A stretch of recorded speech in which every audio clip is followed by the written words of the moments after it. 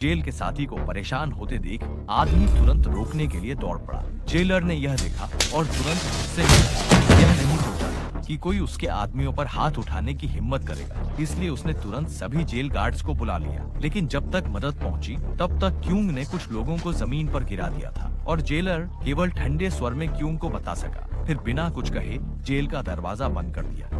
कुछ ही दिनों में चांगे को सूचना मिली कि उसकी सजा 3 साल से बढ़कर 10 साल हो गई है। ओडियान यू चांग की प्रतिशोध की शुरुआत अभी हुई थी। उस दिन जब जेल में प्रदर्शन देखने का आयोजन था, 3 जेल प्रहरी अचानक चांगे को पकड़ लेते हैं और फिर उसके कान में हंसते हुए कहते हैं कि हमने तुम्हारी पत्नी का पता ढूंढ लिया है, समय मिलने पर हम जरूर उससे मिलने जाएंगे।